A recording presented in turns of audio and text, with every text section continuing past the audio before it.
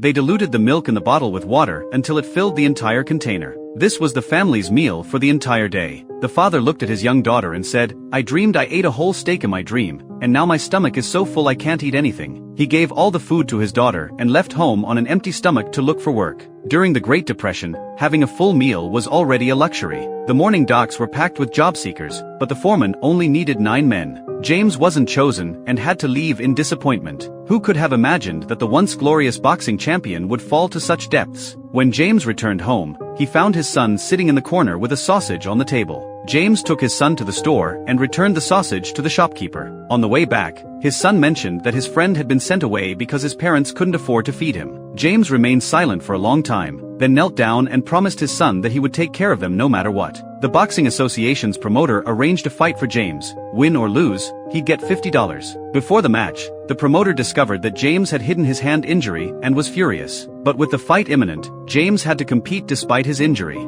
Due to his fractured hand, the fight was incredibly ugly. Facing the crowd's displeasure, James threw his right fist but accidentally hit his opponent's head. Though he endured excruciating pain and barely won the fight, he didn't receive the prize money. Instead, the association revoked his boxing license. Without work, the gas and electricity at home would be shut off. His wife said they'd have to send the children to relatives, but James refused outright because he had promised his son he would never send them away. He took out shoe polish and had his wife apply it to his cast so others wouldn't notice his injured right hand. This way, he could still try his luck at the docks. Maybe some foreman would hire him. A few days later, the electrician cut off their power. They were already 4 months behind on their electric bill. Without electricity, they could only light candles. Without heating, they tore down fence railings to burn for warmth. But even so, the children fell ill. As a mother, she couldn't bear to watch her children suffer with him. Reluctantly, his wife sent the children to relatives. When James returned and found out, he fought with her. "If we can't stay together, that means we lost. That means we're giving up." And then left. His wife thought James was going to leave her. In reality, he swallowed his last bit of pride and went to the relief office, where he received $19 in aid. But this money still wasn't enough to pay the bills. Finally, he walked into the luxurious boxing association and begged his former bosses and colleagues, asking them to spare him some money to help him get through this rough patch. Some people sympathized with James and offered help, but others looked at him with cold indifference. Finally,